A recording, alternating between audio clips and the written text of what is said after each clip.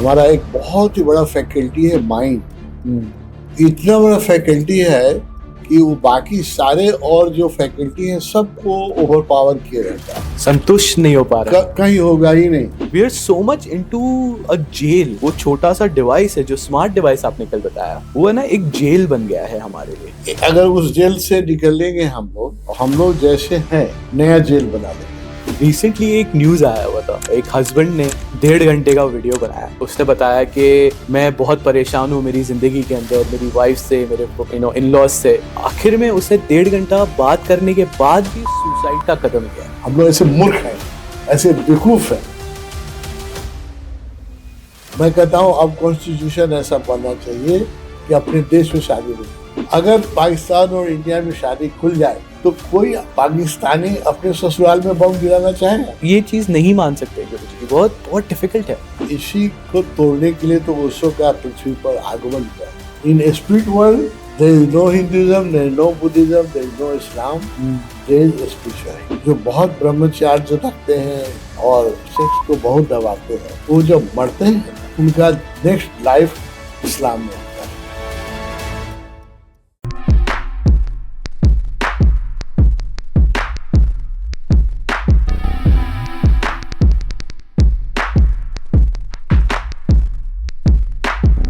आज के हमारे कॉन्वर्जेशन के अंदर हमने बात किया है, जो रिलीजन है एक महत्व होता है पीस का, पर हम एज ह्यूमंस उसे डिवीजन, वायलेंस और हेट में कन्वर्ट कर दिए हैं। ऐसे क्यों?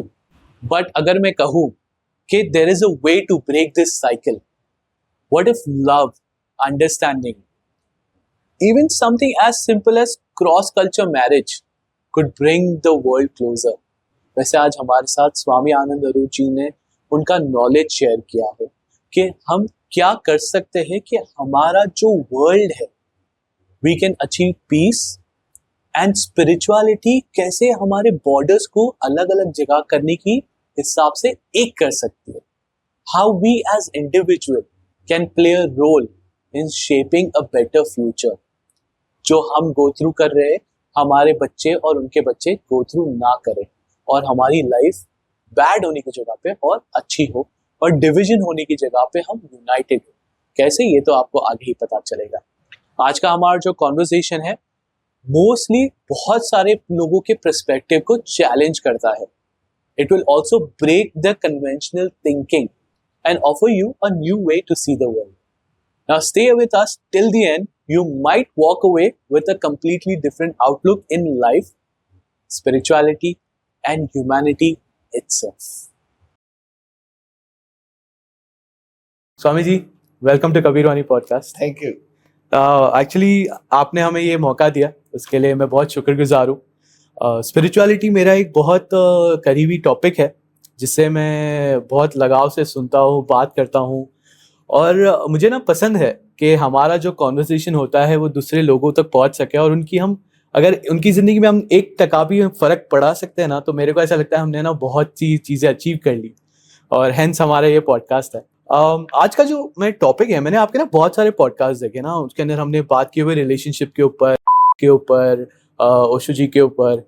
मैंने ना एक चीज़ मिस की है, जो डिजिटल वेलनेस जिसे कहते हैं। आज हो गया ना कि आपने कल बताया था पैनल के ऊपर कि स्मार्टफोन हो गए, लोग शायद स्मार्ट नहीं बन सके हैं। सो डिजिटल वेलनेस के माध्यम से आज हम लोग फेमस होना चाहते हैं, हमारे पास बहुत पैसा होना चाहिए, फॉलोअर्स, लोग बोलते हैं आपके पास अगर 1 मिलियन फॉलोअर्स के नीचे तो आप हो ही नहीं कुछ। सो ऐसे क्यों, हम इतनी मोह के अंदर क्यों है कि हमें सब सिर्फ फॉलोअर्स ही दिखते हैं? आज हमारे पास 1 करोड़ है तो 10 करोड़ चाहिए, 10 करोड़ है तो 100 करोड़ चाहिए। हम संतुष्ट क्यों नहीं हो पा रहे आज की तारीख में? जब तक हम मन में जिएंगे, मन में जीते हैं, हमारा एक बहुत ही बड़ा फैकल्टी है माइंड।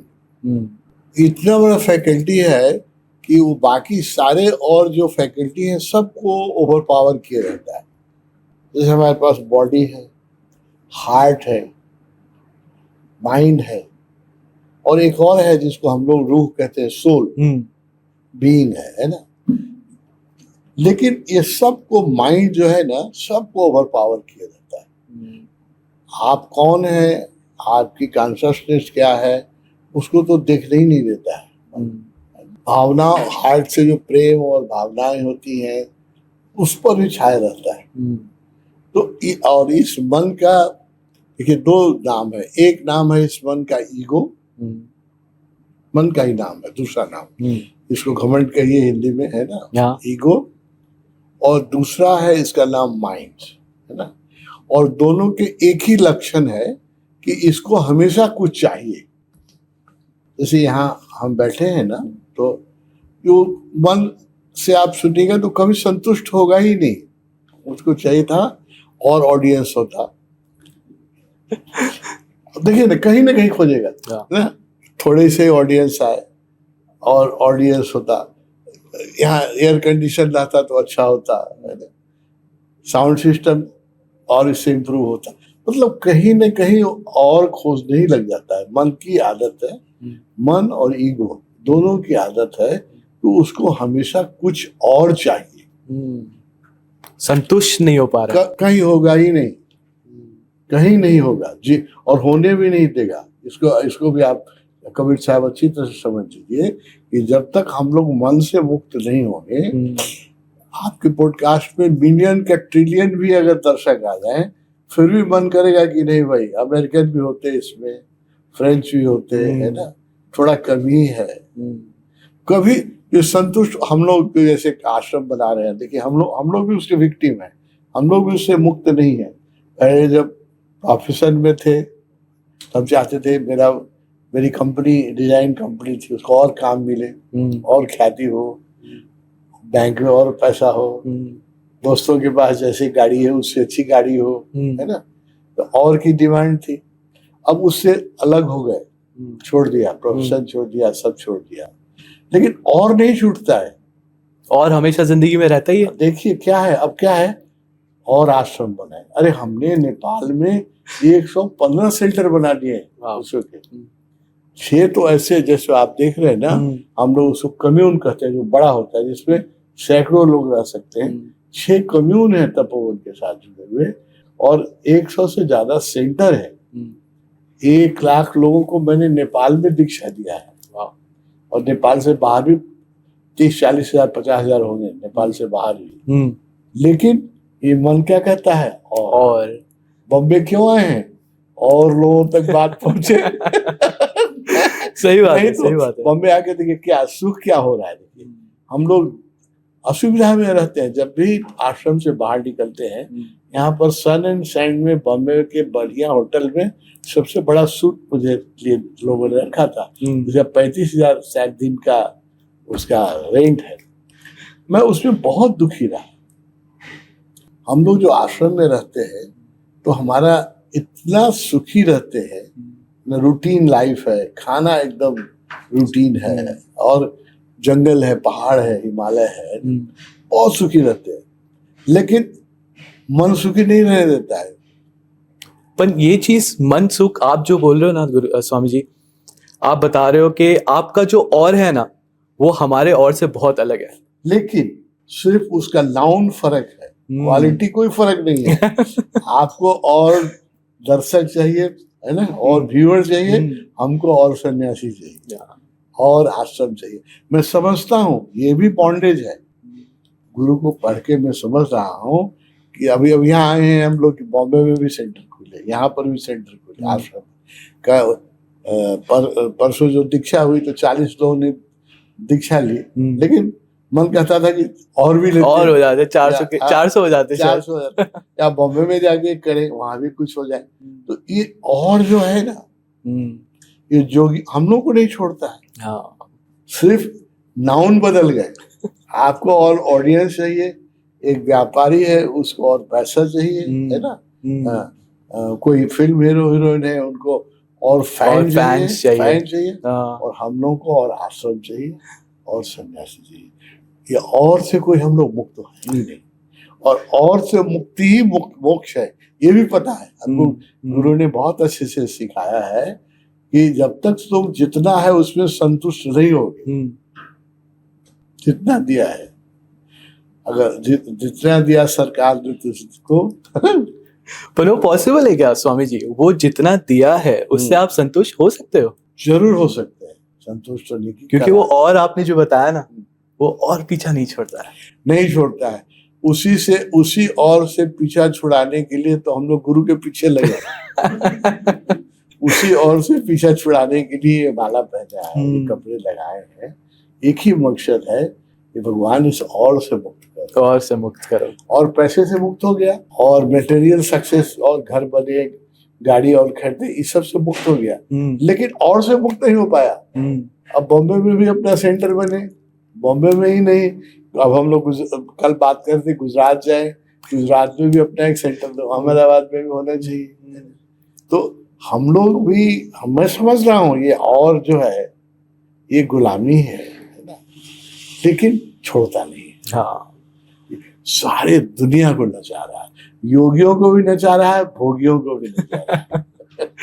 नहीं, एकदम सही बात है स्वामी जी। आपने जो बताया और का जो दो अलग पहलू आपने जो समझाया, बहुत आपने सही समझाया। इस चीज़ के सीरियल में आपको बताना चाहूँगा, जो डिजिटल वर्ल्ड में हम जी रहे हैं आज की तारीख में, ये पॉडकास्ट हो रहा है, जो डिजिटल वर्ल्ड हो गया है, ऐसा लग रहा है कि ना हमारा जो ओरिजिनल कनेक्शन था, जो अब टेक्निकली अब हम दो बैठ के बात कर रहे हैं, वो ना खत्म हो गया है। पति पत्नी आजकल बाजू में बैठी रहेगी, वो फोन पे रहेगी, मैं बाजू में बैठूंगा, फोन पे रहेगा। ऐसा होता नहीं है भक्ति, I am not saying anything like that, ये मैं सिर्फ आकरण दे रहा हूँ।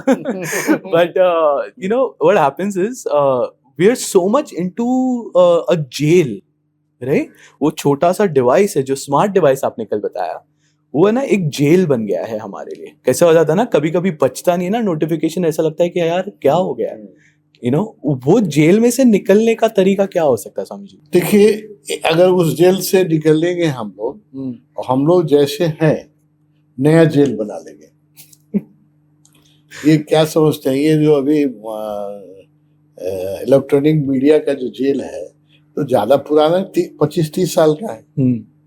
तो 25-30 साल के पहले के आदमी सुखी थे, पर कम वो था ना, एटलीस्ट बातें होती थी, जान पहचान रहती थी। ठीक थी। लेकिन देखिए, उस समय भी लोग उलझे हुए रहते थे, या बात ही कर रहे हैं तो जो जरूरत से ज्यादा बेकार की बातें करते थे, है ना। टीवी देखते थे, जब टीवी आया तो लोग टीवी पर लटके रहते थे। रेडियो, पुराने लोग हैं वो लोग रेडियो सुनते थे, अखबार। हाँ, पहले अखबार थे। हम लोग के जो फादर थे वो 3 बार अखबार ही पढ़ते रहते थे। जितनी इम्पोर्टेंट अखबार है सब आनी चाहिए घर में, एक नहीं, जितनी इम्पोर्टेंट अखबार है इंग्लिश की, सारे लैंग्वेज की, इंग्लिश की, हिंदी की, सब आनी चाहिए। और उनको मौका मिले तो चाहे रिटायर जब हो गए, जब तो काम में थे तो थे, जब काम रिटायर हो गए तो 2 ही चीज चाहिए, बगल में चाय चाहिए और हाथ में पेपर चाहिए। आजकल ये पेपर फोन से बदल गया है। आज पेपर से आप मुक्त हुए हैं। हाँ। उस इच्छा से कहाँ मुक्त हुए, अब पेपर के जगह पर वो मोबाइल हाथ में आ गया रहता है। तो ये अगर इससे भी कोई दूसरा चीज आ जाएगा, इससे भी अच्छा आ जाएगा, हम लोग ये मन मांगे मोर, और ये मन जो है संतुष्ट नहीं है, सुखी नहीं है, आनंदित नहीं है। ये सोचता है कि हम इसमें देख लेंगे, फेसबुक पर कुछ देख लेंगे तो आनंद आ जाएगा, रील स्क्रॉल कर लेंगे तो मजा आ जाएगा। ये दुखी मन है सारा। कबीर, आप तो कबीर के भक्त हैं, कबीर ने कहा कबीरा दुखिया सब, नानक ने भी कहा नानक दुखिया सब संसार। कबीर ने कहा राजा दुखी प्रजा दुखी, योगी का दुख दूना। जो योगी है वो डबल दुखी है ना। घर घर देखा कबीर ने, एक भी घर दुख बिना न सके, एक भी खाली। अब जो योगियों का भी दुख है, देखिए उनको क्या चाहिए, उनको सांसारिक व्यक्ति तो खाना पीना कपड़ा लत्ता चाहिए। हम लोग योगी हैं, हम लोग को खाना कपड़ा लत्ता तो चाहिए ही। योगी हो गए इसका मतलब नहीं कि ब्रेकफास्ट के बिना चलेगा, वो भी चाहिए। और उसके साथ साथ आश्रम भी चाहिए, सन्यासी भी चाहिए, और आप जैसे कबीर लाल साहब से पॉडकास्ट भी चाहिए। तो हमारा दुख जो है दूना हो गया कबीर। इसलिए ये इसको आप समझ लीजिए, आदमी बेचैन है, असंतुष्ट है, उसको कुछ न कुछ चाहिए। अभी बहुत अच्छा मीडिया ये मिल गया। अब ये देखिए इतना पावरफुल मीडिया है और इतना उपयोगी है। अगर हम ये उपयोग करना जाने तो इसमें आपको बताऊं, मुझे बहुत बचपन से आदत थी कुछ लिखने की, आर्टिकल लिखने की। आ, उस समय अखबार छपते थे, अखबार में आर्टिकल देना है, कुछ छपता था, मैगजीन में देना है। तो एक आर्टिकल लिखने के लिए, अच्छी आर्टिकल लिखने के लिए मुझे 5-6 लाइब्रेरी घूमनी पड़ती थी, मैटर जुटाने के लिए, है ना। सही है। जिस चीज पर मैं लिख रहा हूँ उसके मैटर जुटाने के लिए 50 किताब पलटने, क्योंकि मुझे जो सब्जेक्ट चाहिए उस तो किताब में कहीं छुपा रहता है। तो 50 किताब पढ़ने पड़ते थे। एक एक एक याद था, एक बार जब स्कूल में थे तो स्वाधीनता पर एक 15 अगस्त को इंडिया में पढ़ा हूँ, तो था कि स्वाधीनता पर लिखेगा, जो अच्छा लिखेगा उसको बहुत ज्यादा इनाम मिलेगा और उसे ये मिलेगी। अब स्वाधीनता पर लेख लिखने के लिए मैं 50 किताब पढ़ता रहा। स्वाधीनता पर सुभाष चंद्र बोस ने क्या कहा है, जयप्रकाश नारायण ने क्या कहा है, कि वो अमेरिकन थिंकर क्या कह रहे हैं फ्रीडम पर। तो 50 किताब पढ़ने पर, और कितने, एक लाइब्रेरी नहीं मिलती दूसरी लाइब्रेरी जाओ, 4-5 दिन लगता था मैटर जुटाने में, नोट बनाने में। आज देखिए तो एक मोबाइल में मैं फ्रीडम डालूं, दुनिया भर के लोगों ने क्या कहा है सब आ जाता है। तो इट इज ए ब्लेसिंग। आप किस तरीके से यूज कर रहे हो उसके ऊपर मैटर करता है। हमने इसको डिस्गाइज बना लिया, ये हमारी बेवकूफी है। It is a blessing. आप देखिए ना, गूगल से कुछ भी क्वेश्चन पूछिए तो कुछ भी हो सकता है। उसका उत्तर खोजने में कितना मुश्किल था। पृथ्वी की ये पैरामीटर कितनी है ना। अभी अब दिमाग में आया कल की पृथ्वी कितनी है, लाइट कितने देर में पृथ्वी की चक्कर काटेगा। लाइट की स्पीड है 3 लाख किलोमीटर पर सेकेंड, है ना। लेकिन लाइट को पृथ्वी के चक्कर 1 सेकेंड में कितने चक्कर काटेंगे। अब इसका उत्तर अगर खोजने जाएं हम किताबों में, कितना मेहनत लगेगा। हमने गूगल से पूछा, एक बार में बता दिया, 1 सेकंड में बता दिया। 1 सेकंड भी नहीं लगा। तो ये जो इलेक्ट्रॉनिक मीडिया है, ये अगर आप यूज करना हम लोग सीख जाएं, इट्स ए ग्रेट ब्लेसिंग, बहुत बड़ा ब्लेसिंग है ना। लेकिन हम जो हैं, हम चीजों को यूज करना नहीं जानते हैं, इसलिए हमारे लिए ये कर्ज बन के आ गया है। और घर घर में तोड़ रहा है, परिवार टूट रहे हैं, बच्चे हैं अपना देख रहे हैं, है ना। सोशलाइजेशन क्या हो गया, घर में बैठे पिताजी अपना देख रहे हैं, लड़के अपने देख रहे हैं, पति अलग देख रहे हैं, कि और सबके अपने अपने सब्जेक्ट है देख रहे हैं। बातचीत कुछ होता नहीं, वही चल रहा है। एक जो कहा प्लीज उसे लाइट हो जाता है। हाँ पक्का। एक आदमी से पूछा गया कि भाई आपकी पत्नी है, पत्नी से आप प्रेम करते समय बात करते हैं कि नहीं। जब आप करते हैं उससे बात करते हैं कि नहीं, जब करते हैं तो पति से बात करते भी नहीं। उन्होंने कहा कि अगर प्रेम करते समय उसका फोन आ जाता है तो कभी कभी तो बात करना पड़ता है। उससे सवाल अलग तो नहीं लिया। ये मजदूर फोन उस समय भी नहीं छोड़ता है। कर्ज हो गया, है ना। तो हमें यूज करना सीखना, it is a blessing. Electronic media जो है ये आशीर्वाद है। ये सारी सुविधाएं आपको दे रहा है। अब इलेक्ट्रॉनिक मीडिया के कारण, कल मैंने कहा, आप कल सुन रहे थे, हमारा एजुकेशन सिस्टम बहुत स्मार्ट हो जाना चाहिए। क्योंकि पहले हमें रटना पड़ता था कि बाबर कब आए, है ना, वो हिटलर ने कितने लोगों को मारा, इतिहास में लिखना पड़ता था, अमेरिका की इकोनॉमिक्स कितनी है, रखना पड़ता था। अब ये सारे आंसर आपके फोन में है। तो अब पढ़ाई स्मार्ट हो जानी चाहिए। मैंने कहा ना, पहले बहुत कुछ पढ़ना पड़ता था, मैथमेटिक्स कैसे सीखना पड़ता था। अब सारा मैथमेटिक्स फोन कर देता है। हाँ एग्जैक्टली, आप खाली फॉर्मूला डालो, जवाब आपके सामने। सही बात है। अब एजुकेशन सिस्टम को, जो अभी एजुकेशन सिस्टम 25 वर्ष मतलब 20 वर्ष ले लेता है, इसको स्मार्ट करके 12 वर्ष करते हैं। कल मैं इस पर बहुत कहा, सारे इंफॉर्मेशन इसमें है। अब सारे स्टडी को शॉर्ट कर दीजिए आप। क्यों इतना देखिए हम लोग कैसे मूर्ख हैं, कैसे बेवकूफ हैं कि सब चीजों को स्मार्ट कर रहे हैं। और अपने लाइफ को कॉम्प्लिकेटेड कॉम्प्लिकेटेड कर रहे हैं, बहुत ज्यादा बहुत कॉम्प्लिकेटेड कर रहे complicated। हैं। अब हर चीजें स्मार्ट हो जानी चाहिए, हम्म। क्योंकि इलेक्ट्रॉनिक मीडिया जो है इट इज ए ब्लेसिंग, बहुत बड़ा आशीर्वाद है ना। बट अगर आप- सही से यूज करो तो आप देखिए कैसी कैसी चीज है, बाप रे, हम तो देख के इतनी लगता है कि आप ऑफिस में हैं, गर्मी है, घर आ रहे हैं, आप अपने मोबाइल फोन से ऑफिस से ही घर की एसी ऑन कर ले सकते हैं, अग्रीड, ताकि जब आप आए तो आपको गर्मी में ठंडा घर में ले। तो सोचिए, ये तो आशीर्वाद है, ये ब्लेसिंग है, हम यूज नहीं करना जानते हैं, इसलिए ये श्राप बन के बैठा। इससे आपका जो आपने बताया बहुत सही बात है। रिसेंटली एक न्यूज आया हुआ था, एक हस्बैंड ने 1.5 घंटे का वीडियो बनाया और उसने बताया कि मैं बहुत परेशान हूँ मेरी जिंदगी के अंदर, मेरी वाइफ से, मेरे इन लॉज से, और आखिर में उसने 1.5 घंटा बात करने के बाद भी सुसाइड का कदम लिया है।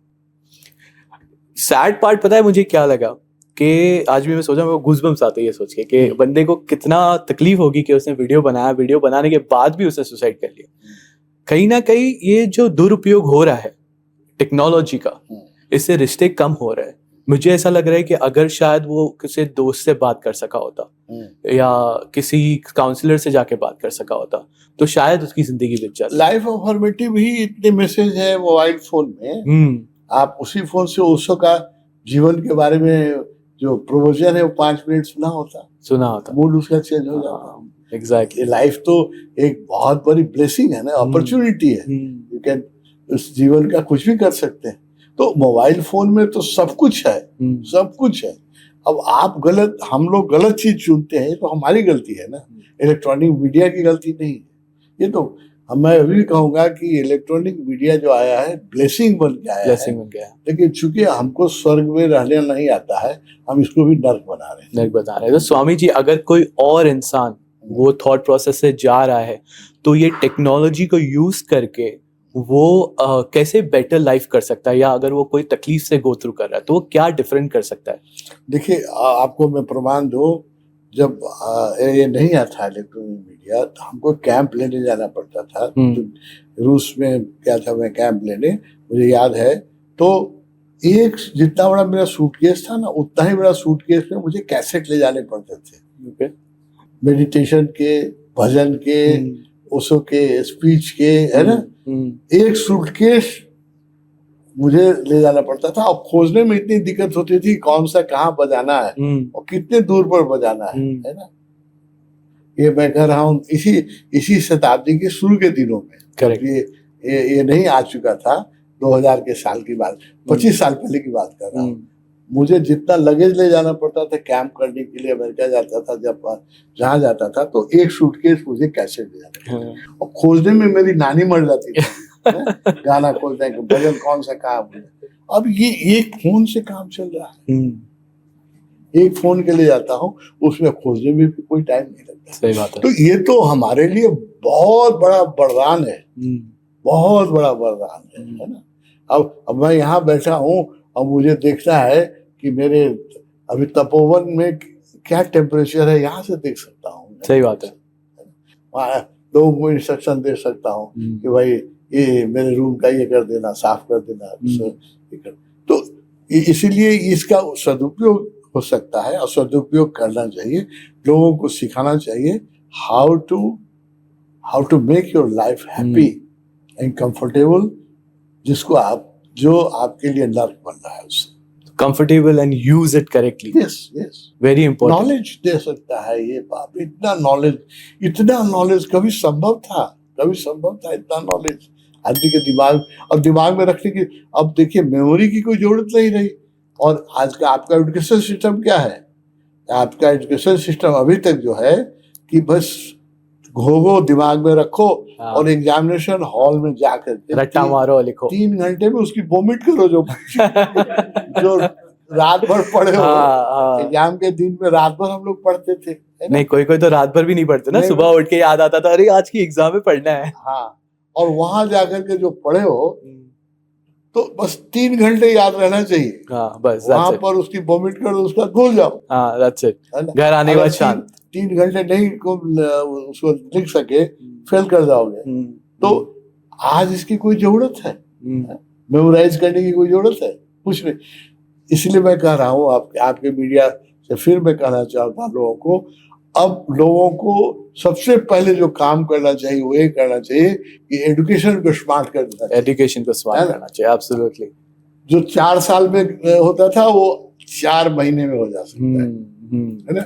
क्यों लोगों के दिमाग में अननेसेसरी चीज घुसा रहे हो? सब आपका मोबाइल पर, मोबाइल चलाना सिखा दो, कंप्यूटर चलाना सिखा दो, सारे इन्फॉर्मेशन वहां रखे हुए हैं। इनफैक्ट आई थिंक हम एजुकेशन सिस्टम के अंदर स्पिरिचुअलिटी, मेडिटेशन, मैनिफेस्टेशन सिखा सकते हैं, जो आई थिंक आज की तारीख में बहुत सारे बच्चों को पता ही नहीं है क्या है।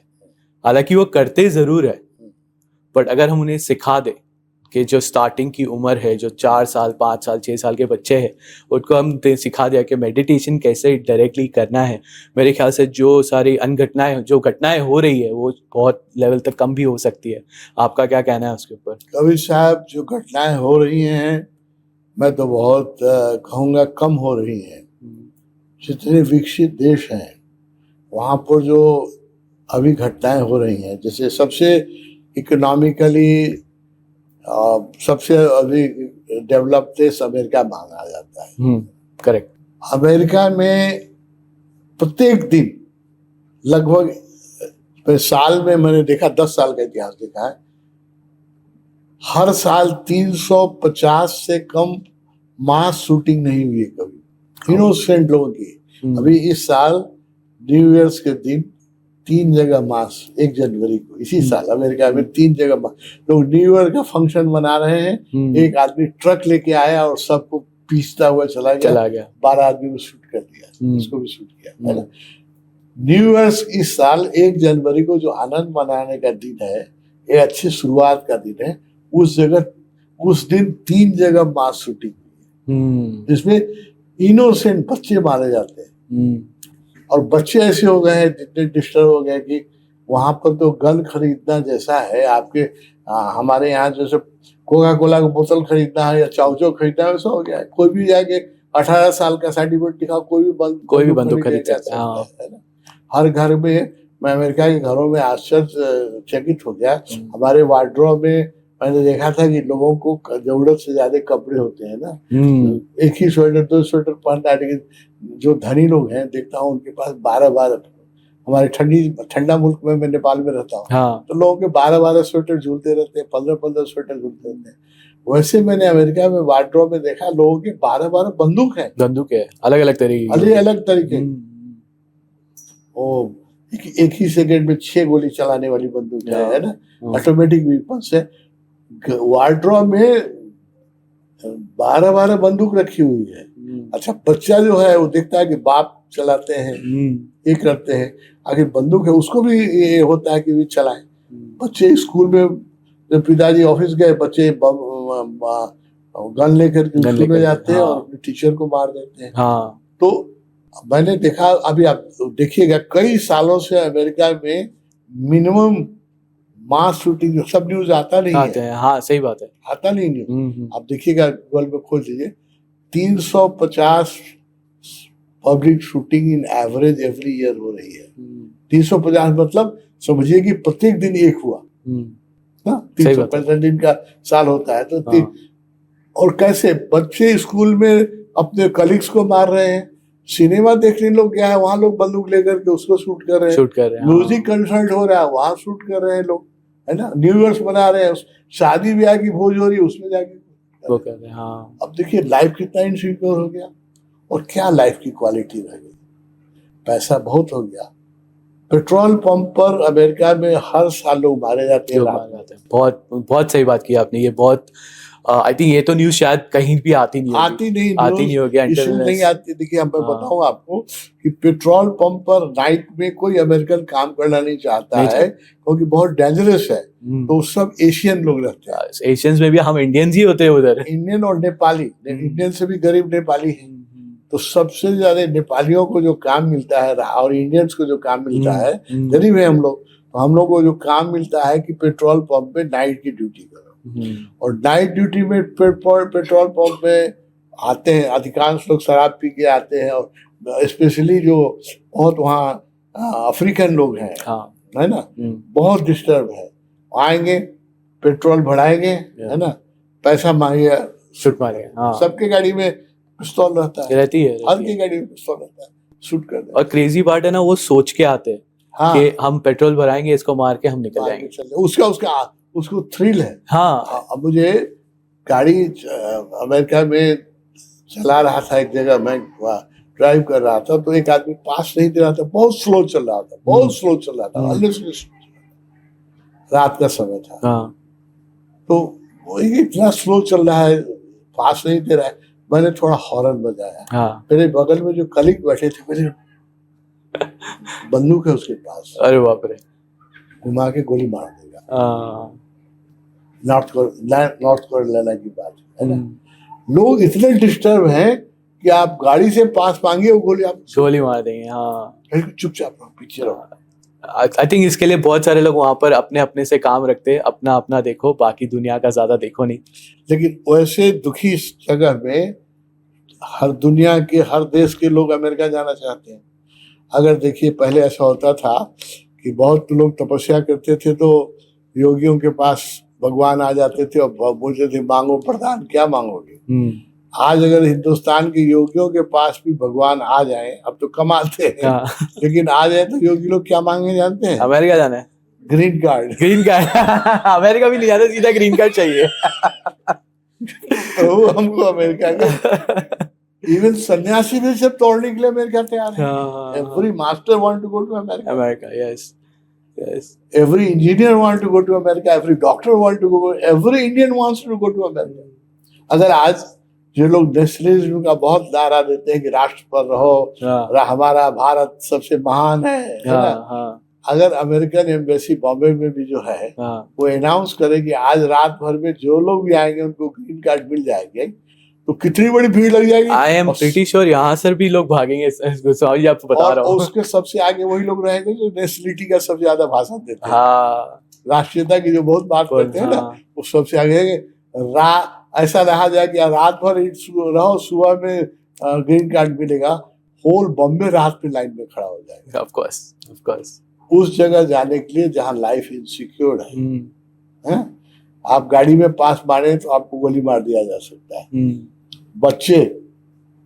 बच्चों को स्कूल में सिखाया जाता है कि माता पिता डांटे तो 977 में फोन कर, 911 में फोन कर दे, है ना। एग्जैक्टली। बच्चे, माँ बाप जो थड़ा होते हैं, तो हमने देखा हमारे दोस्तों के बच्चे धमकाते हैं, माँ डांटी तो बोली कि क्या 911 में फोन कर दूं, तो माँ के हाथ जुड़ गए, बोले भाई नहीं हो सकता है।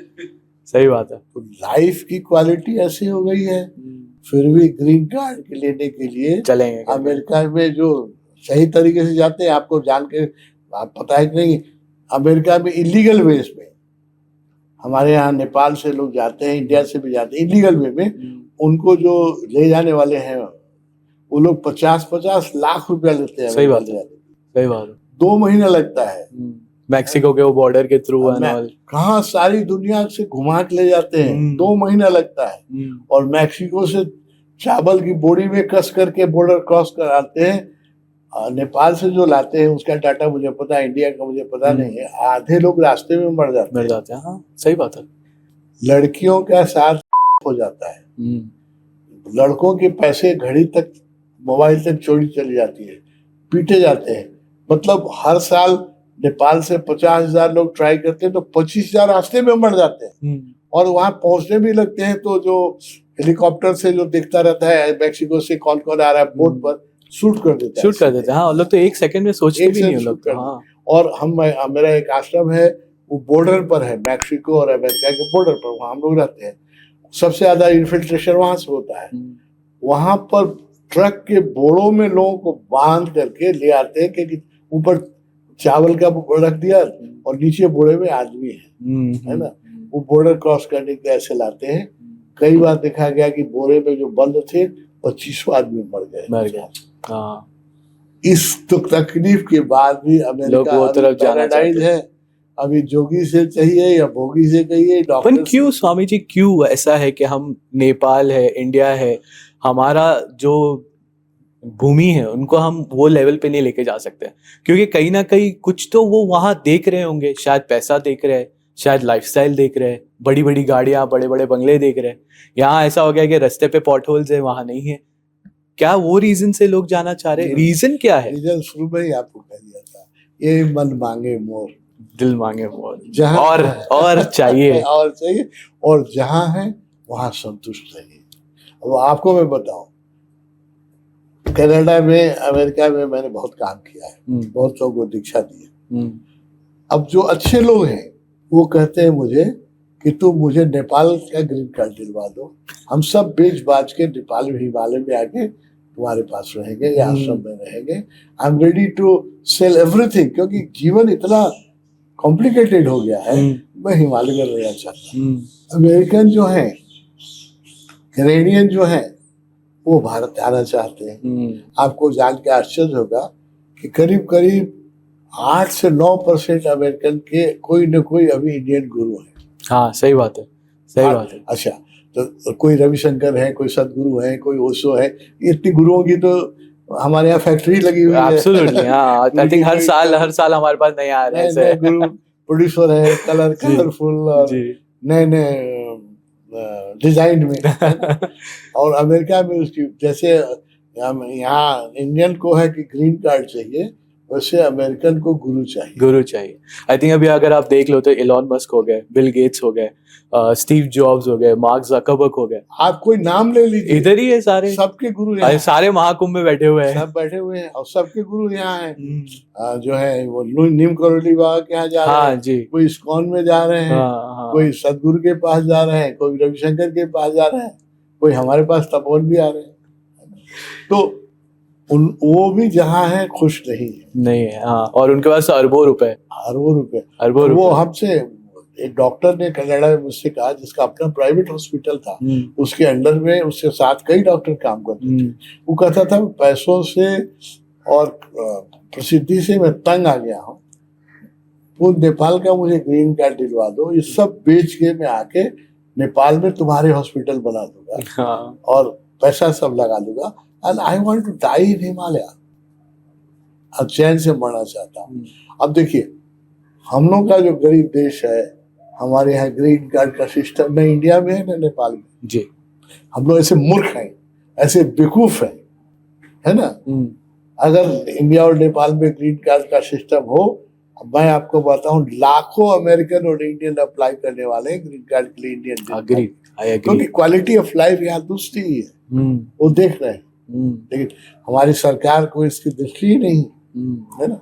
नेपाल जैसे गरीब देश में अगर ग्रीन कार्ड दे अमेरिकन को, कैनेडियन को, यूरोपियन को, तो लाखों आएंगे और पैसे लाएंगे। हाँ। नेपाल स्वर्ग बन जाएगा। लेकिन आप किसी पॉलिटिशियन के दिमाग में, मैं 20 साल से ट्राई कर रहा हूँ लोगों को समझाऊं कि अच्छे लोगों को, जैसे देखिए, दुनिया में कोई भी प्रतिभाशाली व्यक्ति पैदा हो, अच्छा पेंटर हो या अच्छा डॉक्टर हो या अच्छा म्यूजिशियन हो, वो अमेरिका चला जाएगा। हाँ, सही बात। अमेरिका ने एक ऐसा सिस्टम बनाया है कि दुनिया में कभी कहीं भी प्रतिभाशाली व्यक्ति हो, वो तो कहते ही है हम मेरिट को, टैलेंट को इनवाइट कर रहे हैं। तो टैलेंटेड मेरिट, चाहे साइंटिस्ट हो, चाहे बहुत अच्छा वो पेंटर हो, वो म्यूजिशियन हो, अमेरिका चला जाएगा। अमेरिका धनी क्यों हो रहा है? सारी दुनिया की टैलेंट को अट्रैक्ट कर रहा है। आज नासा में आई थिंक 80% जो लोग हैं सारे इंडियंस हैं। हाँ, बहुत सारे। मैं नासा में गया, मैं देखा, और सब लोग हिंदी, हम लोग बात कर रहे थे हिंदी में उनसे। अब मेरे दृष्टिकोण से बहुत इंजीनियर वहाँ जो नासा में थे, वो सब इंडियन है ना। डॉक्टर अमेरिका में जितने डॉक्टर है उसमें 20% इंडियन है। जितने अमेरिका के, इंडिया के अच्छे डॉक्टर सब अमेरिका भाग जाते हैं। तो वो प्रतिभा को अट्रैक्ट कर रहा है जी। और मैं इंडिया में लोगों को कह रहा हूँ, नेपाल में कहा, मैं तो नेपाल में रहता हूँ, नेपाल के पॉलिटिशियन से मेरी दोस्ती है। मैं उनको 20 साल से कह रहा हूँ कि वो जैसे ग्रीन कार्ड दे रहे हैं, हम लोग भी ग्रीन कार्ड रखे। और हमारे पास भी टैलेंटेड लोग, जो देश तो तरक्की तब करेगी ना जब मेधावी लोग आएंगे। इस समय तो इंटेलिजेंस का है, युग तो इंटेलिजेंस का है, फिजिकल पावर का नहीं है। सही बात है ना, इंटेलिजेंस का है। इंटेलिजेंस अमेरिका में अभी 10 साइंटिस्ट निकल जाए ना, अमेरिका फ्लॉप कर जाए। 100% आ रहे अपनी इंडिया में वापस लेकर आओ सबको, है ना, इसरो में भर्ती कराओ। तो लेकिन ये ना इंडिया में मैं किसी को समझा पाता हूँ ना नेपाल में समझा पा रहा हूँ कि we should also attract intelligence, प्रतिभा का सम्मान करो और प्रतिभाशाली व्यक्ति को ग्रीन कार्ड दो। अब आप भी आपके मीडिया के द्वारा मैं इंडियन लोगों को और एशियन लोगों को भी कहना चाहता हूँ कि हम लोगों को भी ग्रीन कार्ड देना चाहिए और सुविधा देनी चाहिए जो आना चाहते हैं। हाँ। अमेरिका में आप कुछ भी उनका तो एक सिस्टम ही है, प्रतिभाशाली लोगों के लिए ग्रीन कार्ड का अलग सिस्टम। हाँ। आप अच्छे म्यूजिशियन है, आपको तुरंत मिल जाएगा। एग्जैक्टली जी। हमारे यहाँ तो ऐसी दिक्कत है कि नेपाल में कोई अच्छा प्लम्बर भी हो ना, वो अमेरिका चला जाएगा। हाँ। आपको नेपाल में प्लम्बर नहीं, वो यही सोचेगा ना कि मैं वहां जाके ज्यादा कमाऊंगा। That's what it is. तो उन लोगों ने प्रतिभा के लिए सम्मानजनक स्थिति बनाई है, हम लोग को भी बनानी चाहिए और थोड़ी मेहनत करवानी चाहिए लोगों को इंडिया या नेपाल आने के लिए। आएंगे आप, सिर्फ इंडिया की गवर्नमेंट को आपके पॉडकास्ट से मैं रिक्वेस्ट करना चाहूंगा, क्योंकि इंडिया और नेपाल तो सिमिलर है, लोग बहुत चीजों में समानता है, कि ग्रीन कार्ड सिस्टम इंडिया को भी चालू करना चाहिए, नेपाल प्रतिभाशाली लोगों को बुलाना चाहिए। यहाँ सारी दुनिया ऐसे लोग हैं जो इंडियन सॉइल को लव करते हैं। हाँ, जर्मनी में है, इंग्लैंड में है, यूरोप में है और अमेरिका में है और प्रतिभाशाली, उनको सम्मान के साथ जाकर बुलाया जाए और वो देखते हैं ना, अगर उन्होंने मान लिया कि $1 मिलियन कमा लिया, सेविंग कर लिया, $1 मिलियन की अमेरिका में कोई वैल्यू नहीं है, घर नहीं आएगा $1 मिलियन। और $1 मिलियन लेके अगर वो इंडिया आ गए तो जिंदगी कुछ नहीं करना है उसे, है ना, हर दिन कितने $1 मिलियन आप रुका हुआ है। तो आपके पॉडकास्ट के द्वारा मैं इंडियन लोगों से कहना चाहता हूँ, नेपाल के लोगों से एशियन लोगों से कहना चाहता हूँ, हम लोग को भी ग्रीन कार्ड प्रतिभाशाली लोगों के लिए अलग से वो विंडो बनाना चाहिए। Talented people will get directly green card. अभी वियतनाम आप जाइए और अगर $1 मिलियन आप इन्वेस्ट करना चाहते हैं, आप बात कर लीजिए कि $1 मिलियन में लेके आ रहा हूँ, आप वियतनाम में हम इन्वेस्ट करेंगे, एयरपोर्ट पर आपके लिए ग्रीन कार्ड लेके वहाँ के फॉरेन से डिपार्टमेंट के लोग खड़े रहेंगे, आपको माला लगाएंगे और ग्रीन कार्ड आपके पैर धो के पिएंगे, आ जाओ, हाँ प्लीज आ जाओ। इवन इन अमेरिका में अगर आप $1 मिलियन लगाना चाहते हैं, इन्वेस्ट करना चाहते हैं और 10 साल तक की गारंटी करके अमेरिका से नहीं ले जाएंगे, आपको तुरंत ग्रीन कार्ड मिल जाएगा। तो अमेरिका ग्रीन कार्ड दे रहा है, हम नहीं दे रहे, हम गधे हैं, हम हमारा टैलेंट दूसरी जगह भेज रहे हैं, तो हम बेवकूफ के सिवा क्या है। इस आपके पॉडकास्ट के द्वारा मैं चाहूंगा हिंदुस्तान, नेपाल अपनी इस बेवकूफी से मुक्त हो। एक गंदी राष्ट्रीयता लग गई है कि हमारी राष्ट्रीयता खत्म हो जाएगा, हम क्रिश्चियन आ जाएंगे तो हमारा धर्म खत्म हो जाएगा, है ना, ये सब बेवकूफी है ना। दुनिया में टैलेंटेड लोग जब आएंगे तभी दुनिया सुखी बनेगी। अब एक टैलेंटेड आदमी कितना काम कर देता है, एक कंप्यूटर बना देता है ना, स्पेस क्राफ्ट बना। मैं कह रहा हूँ अमेरिका के 10 जो टैलेंटेड अमेरिकन हैं जो नासा में काम कर रहे हैं या मेडिकल साइंस में काम, 10 लोग हट जाए तो अमेरिका फौरन प्रतिभा खत्म हो जाए। और हमारे ही लोग हैं सारे स्वामी जी, और हम लोग ऐसे मूर्ख हैं कि हमारी राष्ट्रीयता खत्म हो जाएगी, क्रिश्चियन आ जाएंगे तो हमारा धर्म खत्म हो जाएगा, अमेरिकन आ जाएंगे तो हमारी भाषा खत्म हो जाएगी, हमारी संस्कृति, हमारी लड़कियों से शादी कर लेंगे। अरे हमारी लड़कियों से शादी करेंगे तो लड़कियों के भाग्य खुल जाएंगे। अब तो इंटरकास्ट मैरिज हो। पहले देखिए हमारे यहाँ एक बात थी, आप भाई सुने होंगे, इंडिया में क्या था कि अपने इसमें शादी नहीं होती थी, अपने गोत्र में शादी नहीं, हिंदुओं में अपने गोत्र में शादी नहीं होती थी, क्योंकि टू क्लोज ब्लड है तो नहीं होता। मैं कहता हूँ अब कॉन्स्टिट्यूशन ऐसा बनना चाहिए कि अपने देश में शादी नहीं हो। अच्छा, बाहर ही शादी करो सीधा। हाँ, तब इंटरनेशनल ब्रदरहुड पैदा होगा। और सोचिए इंडिया और पाकिस्तान के कल्चर एक ही है, खाना एक ही है, वही गुलाम अली वो भी सुनते हैं, हम भी सुनते हैं, और वही लता मंगेशकर की इज्जत इंडिया से ज्यादा पाकिस्तान में होती है। पाकिस्तान में अगर पाकिस्तान और इंडिया में शादी खुल जाए, जितना करना चाहो करो, टैलेंटेड लोग शादी करें, है ना, तो कोई पाकिस्तानी अपने ससुराल में बम गिराना चाहेगा? कभी नहीं। ना इंडियन कभी अपने नहीं। ससुराल में बम गिराना चाहेगा। कभी तो ये पीस तभी हो सकता है दुनिया में जब दुनिया में ब्रदरहुड ऐसे हो जाए कि शादियां, हम तो कहते हैं यूनाइटेड नेशन को ये पास कर देना चाहिए कि अपने देश में शादी मत करो अगर इंटरनेशनल कल्चर लाना है। अगर अगर अगर हमास और इजरायली में शादी होती रहती तो हमास पर इजरायली कभी बम गिरा ही नहीं सकता ना। हमारी बेटियां, हमारे बच्चे उधर है। छोटी कितना सहज सोल्यूशन है, लेकिन हम लोगों चीजों को इतना कॉम्प्लिकेट कर देते हैं। सही बात है, एकदम सही बात है। चीजें सोल्यूशन इज वेरी इजी है ना, but our mind is condition mind है। हमारी मातृभूमि है, हमारा कल्चर खत्म हो जाएगा, हमारा धर्म खत्म हो जाएगा। अरे आपका धर्म रहा कहाँ है ना? आप ये बता रहे हो ना स्वामी जी, आपको एक मैं इनसाइडर चीज बताता हूँ। आज मैं एक मुस्लिम फैमिली से आता हूँ। हाँ, और भक्ति है वो गुजराती फैमिली से आती है। वो गुजराती फैमिली है, हिंदू गुजराती। हाँ, तो जब भी हमने शादी की थी, मेरे में तो ताकत नहीं थी, भगाया उसने मेरे को। तो ये जाके हमने फाइनली आप में और चीज की हिम्मत थी, शादी की हिम्मत उन्होंने दी। हाँ, शादी की हिम्मत उन्होंने दी। प्रेम करने की हिम्मत तो आपने ही दी। पहल तो आपने ही की होगी। हाँ, शादी की हिम्मत भगाया उसने मेरे को। बट कैसे हुआ ना कि अब जो उसके माँ बाप है, स्टार्टिंग में हमारे विरोध थे कि नहीं, मुसलमान लड़का है, हमारे धर्म को नहीं समझेगा, तू कैसे शादी कर सकती है, रखेगा कि नहीं रखेगा, क्या करेगा। रम रुक पे भी आ गए थे अपेरेंटली। शादी होने के बाद 1 साल उन्होंने हमसे बात नहीं की। बात जब ही फाइनली एक मिसहैप हो गया कि उनके जो पिताजी थे वो गिर गए, तो उनको लग गया हाथ में। तो दूसरे जो लोग हमारे रिश्तेदार थे ना, बोले थे अरे मुसलमान लड़का है, कैसे शादी करोगे, रखेगा नहीं। वो कोई नहीं आया खड़े रहने को। रात को जब कॉल आया इसको, तब हम तो भागे कि चलो, भले 1 साल से बात नहीं हुई पर हमारे माँ बाप है।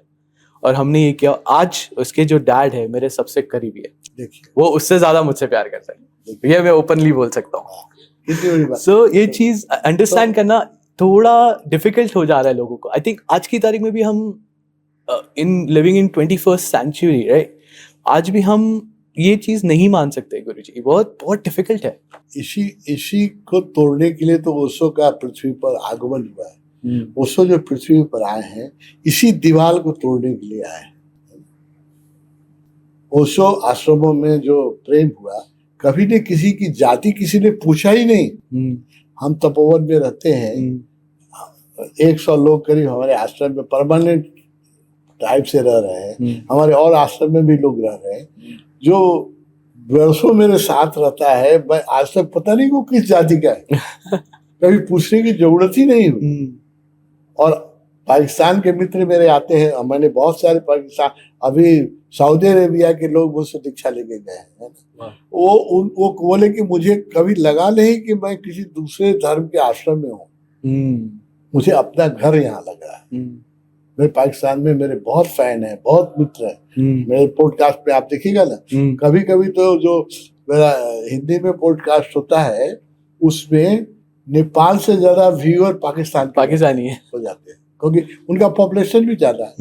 हम 3 लाख हैं, हम 3 करोड़ हैं, वो 22 करोड़ है, तो उनका पॉपुलेशन भी ज्यादा है। तो कभी कभी ऐसा हो जाता है, कोई ऐसा विषय हो जाता है तो नेपाली से ज्यादा पाकिस्तानी लग जाते थे। हम लोगों को ओशो ने जाति, देश और धर्म की जो सीमाएं हैं ना, उससे बिल्कुल मुक्त कर दिया है। बिल्कुल हम we are free citizen of this cosmos, इस पृथ्वी के हम लोग स्वतंत्र नागरिक हैं एकदम।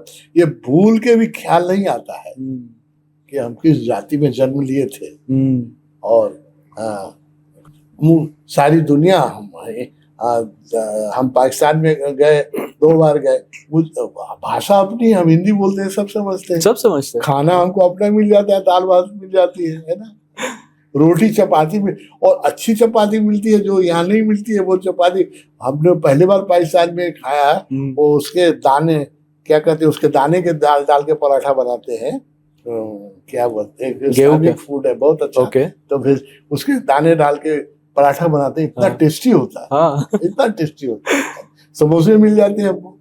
तो क्या डिफरेंस है? इसलिए मैं कहता हूँ इंडिया और पाकिस्तान के बीच में शादी होने लगे, कोई अपने ससुराल में बम गिराएगा? नहीं गिराया। हमें अपना जो बॉर्डर उन्होंने इमेजिनरी बॉर्डर क्रिएट किया हुआ है ना, वो हमें दूर करना बहुत वो जरूरी है। हमारे मन का बॉर्डर है। पृथ्वी पर कहीं बॉर्डर है? आप ऊपर जाके जाइए, नहीं कहाँ, देखते पृथ्वी कहीं सीमा है?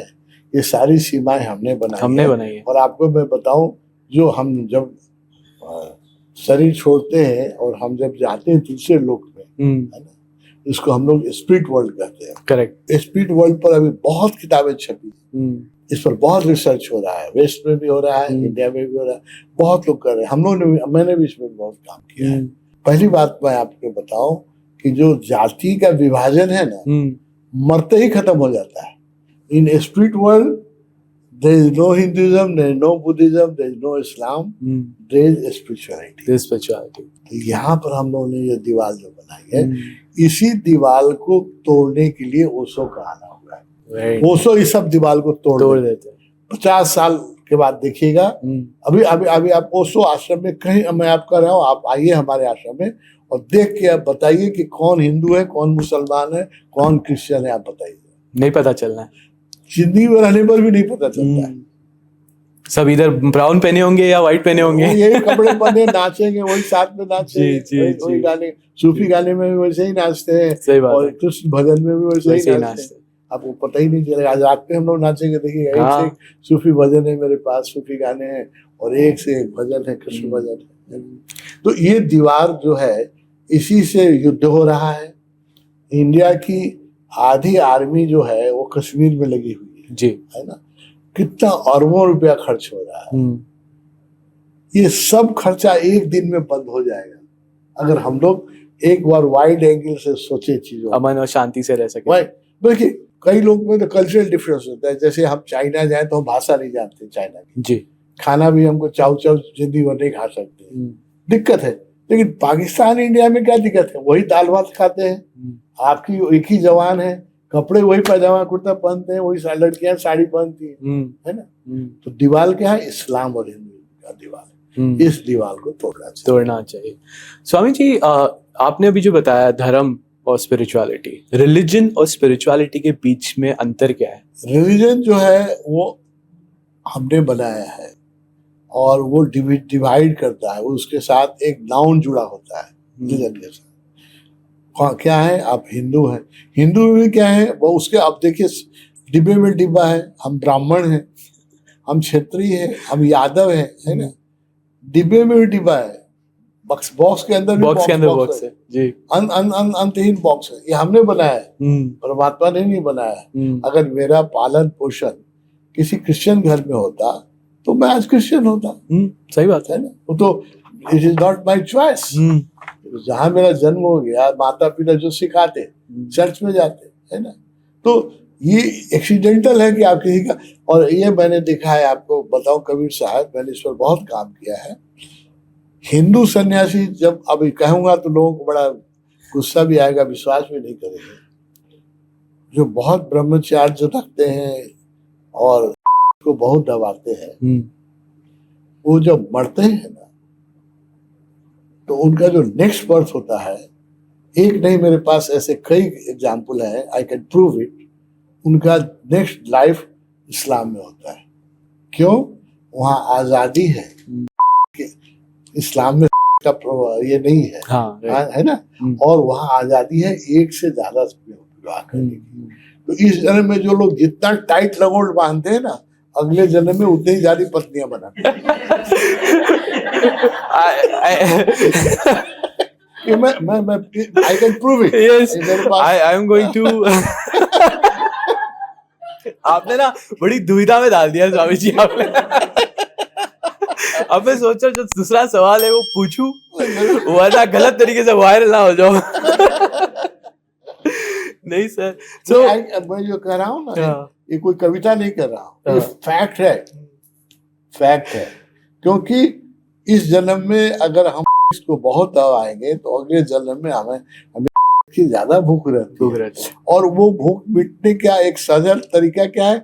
उनका जन्म इस्लामिक कंट्री में हो जाता है और इस जन्म में जो तपस्वी होते हैं उनका पुण्य भी होता है ना, तो they are born as a शेख, नवाब, है ना, तेल के कुएं के साथ। तो 5-10 तो वाइफ भी रहती है और हरम में, और 50 भी रहती है, बहुत भी रहती है। हाँ, शेख का तो उनकी वासना पूरी होती है। हाँ। ये मैं देख रहा हूँ, मैं I have proof for it, मैं कोई कल्पना की बात नहीं कर रहा हूँ। और अगले एक जन्म में जो नवाब हैं और जो शेख हैं, जिन्होंने जिंदगी भर मौज किया है और बहुत मीट खाया है, मछली खाया है, इस जन्म में वो ब्रह्मचारी और वेजिटेरियन होकर जन्म हो रहे हैं।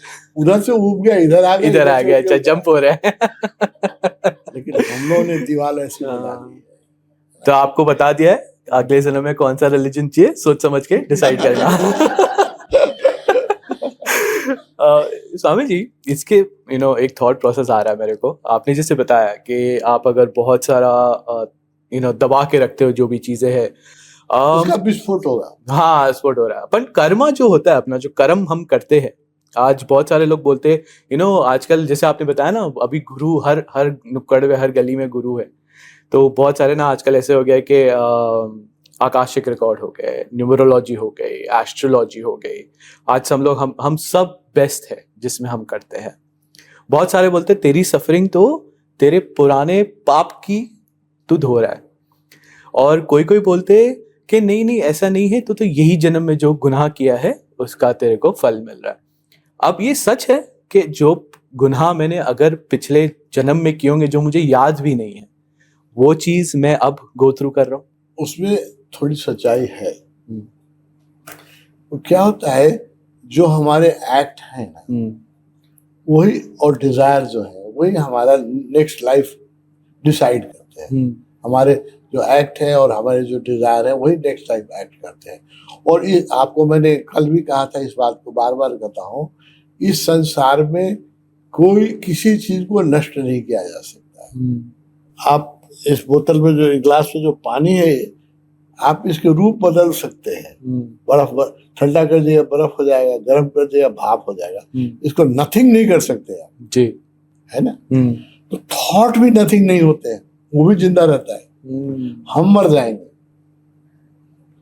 लेकिन मेरे विचार हैं वो नहीं मरेंगे, वो साथ में आते हैं ये जन्म में अपने साथ। वो हमारे अगले जन्म में भी हमारे साथ आएंगे, और इस जन्म में भी जो लोग लाइक माइंडेड हैं उनको वो प्रभावित करते रहते हैं। थॉट बढ़ता नहीं। देखिए, मैं आपको एग्जाम्पल दूं, 10 साल पहले जब मैं यूरोप के बहुत कंट्री में घूमा, तो मुझे देख के बड़ा अच्छा लगा कि सारा यूरोप आज एक कंट्री हो गया है। सही है। जर्मनी से कब हम फ्रांस चले गए, गाड़ी कब चले गई पता ही नहीं चला। ट्रेन भी चल रही है और गाड़ी भी चल रही है, पता ही नहीं चलता है कब चले गए। और जहाँ बॉर्डर पर पहले पुलिस रहती थी, इमिग्रेशन रहता था, कस्टम रहता था, उस बॉर्डर पर अब रेस्टोरेंट है, स्कूल है, बच्चों के खेलने का ये है ना। मैं देख के इतना प्रभावित हुआ, इतना मुझे खुशी हुई देख करके, है ना, कि सारा आपस अब इतिहास एक बार देख लीजिए आप। जर्मनी, फ्रांस, इंग्लैंड और इटली, आप इतिहास देखिए, हमेशा लड़ते रहे। इंग्लैंड और फ्रांस तो हमेशा लड़ता रहा है, लड़ते ही रहे। जर्मनी भी हमेशा लड़ता, 2 वर्ल्ड वार किया जर्मनी ने। यूरोप लड़ता ही रहा। आज यूरोप एक कंट्री हो गया। यूरोप में कई कंट्री, अभी तक भी यूरोपियन यूनियन 100% नहीं हुआ है। मैं संतुष्ट नहीं हूँ।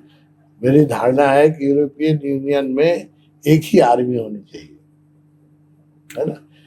कई देशों में यूरोपियन यूनियन की छोटे छोटे देशों ने आर्मी डिसॉल्व कर दिया, सही है ना। इसके बेकार का खर्चा है। लेकिन अभी जो 27 कंट्री है यूरोपियन यूनियन में, सब लोगों ने अपनी यूनाइटेड आर्मी नहीं बनाई है। दे हैव ए पैक्ट की जरूरत होगा तो एक दूसरे की मदद कर लेंगे। हाँ। लेकिन क्यों जर्मन आर्मी चाहिए, क्यों फ्रेंच आर्मी चाहिए? इसमें खर्चा हो रहा है ना।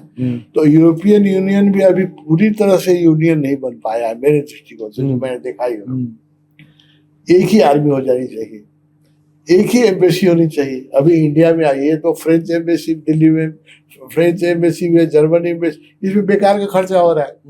एम्बेसी का काम क्या है? पार्टी करना। शराब जो है एम्बेसी में ड्यूटी फ्री मिलती है, खूब पीना और खूब पिलाना, है ना, और पार्टियां करना, और बस। और काम क्या है, एक ही जगह पार्टी करो, भाई हर जगह क्यों कर रहे हो? हाँ, एक साथ में रह के करो। एक साथ तो खर्चा 27 गुना कम हो जाएगा ना। 27 कंट्री की 27 एम्बेसी आप बना रहे हो, एक एम्बेसी काम, और काम क्या है, पार्टी कर रहे हैं और खाली स्टेटमेंट देना है, कुछ काम हम तो एम्बेसी करती नहीं है, एक ही एम्बेसी कर सकती है। ये स्वामी जी आप जो बता रहे हो ना, ये वो बोलते हैं ना, जो स्वर्ग लोक जैसा साउंड कर रहा है, क्योंकि हम जो इंसान है, आई थिंक इतने बंधे हुए हैं हमारे, आपने बोला ना अपना ईगो एक अलग है, तो हमारा जो ईगो है ना, कभी कभी मेरे से एक फॉलोअर ज्यादा दूसरे का हो जाता है ना, मेरे को ना ऐसा हो जाता है कि अरे उसका एक फॉलोअर कैसे पड़ गया। एक फॉलोअर की बात कर रहा हूँ, यहाँ पे तो हजारों की हो रही है, तो ये चीज शायद कहीं ना कहीं हम कर सकते हैं बट करना नहीं चाहते। इसी को करने के लिए उस व्यक्ति का जन्म हुआ, ओशो का जन्म हुआ है कुछ जो करके छोड़ेगा वो। उसको मार दिया गया है, लेकिन उसके विचारों को कोई नहीं मार सकता है, उसकी हत्या कर दी गई है जी, और लेकिन उसके विचारों की हत्या नहीं की सकती। आज नेपाल में उसके लाखों लोग उसकी माला पहन के चल रहे हैं, दुनिया में चल रहे हैं, और उसकी करोड़ों किताबें हर साल छप रही है, दुनिया की सारी भाषाओं में छप रही है, लोग पढ़ रहे हैं। ओशो को मार दिया गया है, ओशो की थॉट को नहीं, उनके खाली उनकी बॉडी को मारा गया, बॉडी को मारा गया, उनको कोई उनके विचार इस दुनिया को यूनाइट करके रखेंगे। कबीर साहब आप देखिएगा, आज मैं कह रहा हूँ, जैसे यूरोपियन यूनियन बना है, जब से मैंने देखा तब से मैं चिल्लाने लगा कि एशियन यूनियन बना, सही बात, तब से चिल्ला रहा हूँ। I have convinced intellectuals, I have not been able to convince politicians, but intellectuals convince हो गए हैं कि नहीं ठीक है। हाँ। पाकिस्तान के इंटेलेक्चुअल भी खुश होंगे, और इंडिया के भी होंगे, नेपाल के भी होंगे, थाईलैंड के भी होंगे, बर्मा सब होंगे, क्योंकि इतनी ज्यादा खर्चा बेकार का हो रहा है आर्मी में, डिप्लोमेसी में, एम्बेसीज में, है ना, कितना खर्चा, बुलेट प्रूफ गाड़ियों में, उसकी 10 दूसरी गाड़ियों में कितनी खर्चे हो रही है। जी, आप देखिएगा, डायरेक्टली इनडायरेक्टली गरीब देशों का भी आर्मी एक्सपेंडिचर और इंटेलिजेंस जोड़ेगा तो 1/3 हो जाता है टोटल कंट्री का। मतलब आज जिस कंट्री की पूरी जीडीपी है ना, उसका 1/3 जो है वो पता नहीं चलता है, क्योंकि इंडिया में रॉ में कितना खर्चा होगा आपको तो पता नहीं, वो तो अपन को पता, वो है भी नहीं है। अमेरिका CIA में कितना खर्चा करता है पता नहीं सकता है, कोई पता नहीं लगाएगा। पाकिस्तान ISI में कितना खर्चा करता है किसी को पता चलेगा। इवन वहाँ के प्राइम मिनिस्टर को भी पता नहीं रहता है बहुत चीजें, अंदर ही अंदर सब गुलगुल हो रहा है, अंदर ही बात होती है ना। तो इंटेलिजेंस में जो खर्चा है, CIA और रॉ और CIA और मोसाद और क्या क्या है दुनिया में, जो इंटेलिजेंस एजेंसी है, जो लोगों को मारती है, बर्बादती है, उनका काम, कोई वो लोग फुलवारी नहीं लगाते हैं, कोई वृक्षारोपण के लिए नहीं बने हैं, गार्डन बनाने के लिए नहीं बने हैं, है ना, उनका सारा काम डिस्ट्रक्टिव। इसमें और आर्मी में मैंने हिसाब किया है, इंटेलिजेंस का तो पता नहीं चलता है, आर्मी का पता चलता है, अग्रेशन का भी पता चल जाता है कभी कभी। हाँ, कि कितने अग्रेशन से आप ज्वाइन कर रहे हो वो चीज को। हाँ, तो आर्मी का एक्सपेंडिचर जो दिखाते हैं लोग, है ना, वो भी 12-15% हो जाता है गरीब देशों का, और इंटेलिजेंस का तो दिखाते नहीं, दिखाई नहीं। हाँ, और डिप्लोमेसी में जो खर्च होता है वो भी नहीं पता चलता है ना। तो मैंने देखा है कि 1/3 खर्च हो रहा है इसमें, डिप्लोमेसी में, एम्बेसीज में, आर्मी में, रॉ में और CIA। और ये सारा पैसा हम स्कूल्स में, हॉस्पिटल्स में, रास्तों में लगा सकते हैं। देखिए 1/3 आप खर्चा जैसे रोकिएगा, दुनिया पैराडाइज बन जाएगी। आज आप कबीर साहब आपकी बात सुन करके अगर लोग इस पर सोचने लगे और ये हो जाए, 1/3 रिसोर्सेज है, जो अगर ह्यूमन डेवलपमेंट में लग जाए, दुनिया पैराडाइज बन जाएगी कि नहीं? 100% बन जाएगी, 100% बन जाएगी। पर इसमें भी स्वामी जी एक बार मैं कहूंगा, बोलो। Solutions are very easy and simple. कोई कठिन नहीं है, असंभव नहीं है। मैं फिर आपसे कहूंगा, solutions are very easy, simple and practical and fruitful. Our mind is so complicated. We have made a wall. Yes, we have made a wall. China और इंडिया के बीच में हमेशा बॉर्डर पर दोनों तरफ से लगे पड़े हैं। पाकिस्तान और इंडिया के बॉर्डर पर इजराइल और अभी अभी ये हुआ पीस हुआ, लेकिन किस कॉस्ट पर हुआ? आई थिंक कईयों की मौतों के ऊपर। 40,000 लोग तो रिकॉर्डेड मारे गए। 40,000, एक दो नहीं, 40,000 लोग तो रिकॉर्डेड मारे गए, और रिकॉर्ड के बाहर ज्यादा ही होंगे आई एम श्योर। कितने बच्चे अनाथ हुए, कितनी बीबियां बेवा हुई, इसका कोई हिसाब है? और कितने घर जलाए गए, और कितने घर बम से टूटे, उनको बनाने में कितना साल लगेगा? यही पीस एक दिन देखिएगा। रूस और यूक्रेन में जो लड़ाई हो रही है, सॉल्यूशन तो लड़ाई से कभी निकलता नहीं है। सॉल्यूशन तो लास्ट में पीस टॉक पर ही आता है। 2 साल से लड़ाई चल रही है, आज न कल पीस टॉक होगा, समझौता होगा ही, या मान के चलिए जी। लेकिन at what cost? Cost of everything. अभी $5 बिलियन पर डे खर्चा हो रहा है हर साल। हमें रूस भी $5 बिलियन खर्च कर रहा है वार में, और यूक्रेन भी कर रहा है, और 500 लोग इन एवरेज रशियन मर रहे हैं हर दिन, और यूक्रेनियन मर रहे हैं। तो 10 महीने के बाद या 5 महीने के बाद पीस टॉक तो होगा ही, समझो। लेकिन एट व्हाट कॉस्ट? तो हम ऐसे गधे हैं, पहले दिन ही पीस टॉक क्यों नहीं किया? अपना ईगो है ना स्वामी। कितने लोगों को मार कर, कितने घर तोड़े, पावर हाउस उड़ाए, पुल तोड़ दिए। मैं इंजीनियर हूँ, एक पुल को बनाने में कितनी दिक्कत होती है, तोड़ने में एक बम तोड़ देता है। इतना बड़ा एक पॉलिटिशियन के दिमाग में खुराफात आ जाता है, तो मल्टी स्टोरीज बिल्डिंग जो है 50 एक प्लेन आता है और तोड़ के चला जाता है, हजारों मर जाते हैं। मैं इंजीनियर, मुझे पता है बनाना बिल्डिंग कितना कठिन है, पुल बनाना कितना कठिन है ना। तो हर लड़ाई, सेकेंड वर्ल्ड वॉर भी हुआ, आखिर समझौते पर ही टूटा। इंडिया पाकिस्तान, बांग्लादेश में लड़ाई हुई, बांग्लादेश और पाकिस्तान की लड़ाई हुई, इंडिया भी था, आखिर बाद में तो समझौता ही हुआ। इंडिया पाकिस्तान में 2-3 बार लड़ाई हुई, आखिर शिमला समझौता ही हुआ। अरे बेवकूफो, पहले ही समझौता कर लो। सही बात है स्वामी जी। इसमें ना एक मेरे को सवाल आ रहा है, मेरे को ना एक सवाल आ रहा है इसमें आपके लिए। आपने इसे बताया ना कि हम जो हमारा पास्ट है, कर्मा है, हम जो लेके चलते हैं, अभी ये जो बेगुनाह लोग मर जा रहे हैं, ये जो 2 बेवकूफों की फाइट में, कि पहले समझौता नहीं कर रहे, बाद में कर रहे, हजारे लोग जो मर रहे, वो फिर से आने तो है ही ये दुनिया में, फिर से संसार में आने, और वो सब दर्द जो उनको मिला है, वो हो सकता है वो जो बिल्डिंग के अंदर बंदा था वो प्लेन को आते हुए देखा रहेगा, या कोई नीचे बंदा था जिसने बम को आते हुए देखा रहेगा। फियर कभी जाएगा नहीं, फियर नहीं जाएगा, कभी नहीं जाएगा। तो फिर ये नहीं हो जाएगा कि जितने मरे हैं वो वापस आएंगे, वो दर्द को लेकर आएंगे, वो फियर को लेकर आएंगे, और वो गुस्से को लेके आएंगे, गुस्सा भी लेके आएंगे ना। रिवेंज। जिस बच्चे की माँ बाप मार दिए गए, बच्चा जो हो गया वो अनाथ, चाहे वो मुसलमान बच्चा हो, वो इजराइल को कभी माफ कर सकेगा? कभी नहीं, कभी माफ कर सकेगा?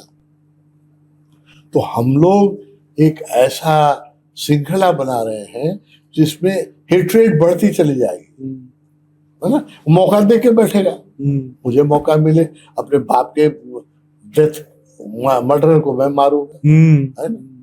तो इसलिए कबीर साहब, ये हिंसा का हिंसा से कभी अंत हो ही नहीं सकता है। तो इनको हम क्या रास्ता दिखा सकते हैं कि देखो दर्द तो हो गया, ये चीज खत्म हो गई, कर्मा लिखा गया है, पर इसे हम चेंज कैसे कर सकते हैं? हम क्या इन्हें रास्ता दिखा सकते हैं? एक रास्ता दिखाइए। मैं कह रहा हूँ, वर्ल्ड में 20 कंट्री है ना, G20 बनाया है इन्होंने, है ना। 20 पावरफुल कंट्री है, 7 का एक अलग है अपना, 7 का अलग है, 20 जो महत्वपूर्ण कंट्री है, powerful country, G20 conference India में। G20 के 20 कंट्री के जो हेड ऑफ द स्टेट है, एक ऐसा वरदान मांगिए कि वो 20 दिन के लिए तपोवन आ जाए। ज्यादा दिन मैं नहीं कह रहा हूँ, सिर्फ 20 डेज, सिर्फ 20 डेज के लिए। मैं उनको बहुत स्वागत से, बहुत इज्जत से, बहुत अच्छा खाना खिलाऊंगा, और एयर कंडीशन में कमरे में रखूंगा।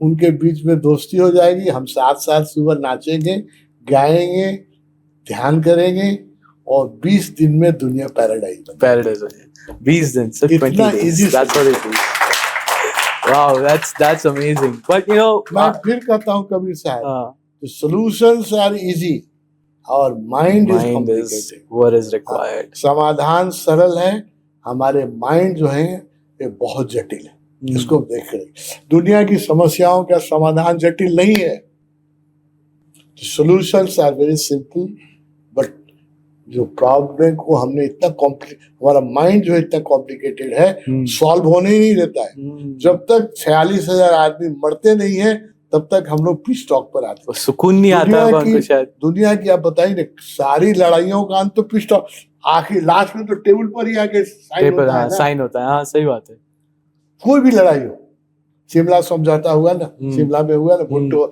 और इंदिरा गांधी ने किया ना सारी लड़ाइयों का अंत तो टेबल पर होता है मित्रों पहले ही टेबल पर आ जाओ क्यों नहीं चाय पी लेते हो या फिर आप ही जंग में आ जाओ पहले आप ही लड़ लो फिर दूसरों को भेजो आप दूसरों को भेज रहे हो जो अपनी फैमिली के कोई एक लड़का है एक लड़की है आप उन्हें भेज रहे हो लड़ाई करने के लिए आप तो भाई बैठे हो वहां पर आपके सुकून से बंकर के अंदर या जो आपके महल के अंदर बट यहाँ पर जो लड़ रहे हैं उनका तो लाइफ अलग ही हो रहा है लड़ाई क्यों हो रही है लोगों के अंदर गुस्सा है गुस्सा क्यों है प्रेम की कमी से गुस्सा होता है अगर आपको लव न मिले और आपके लव लाइफ में कोई इंटरफेयर करे उस पर आपको गुस्सा आएगा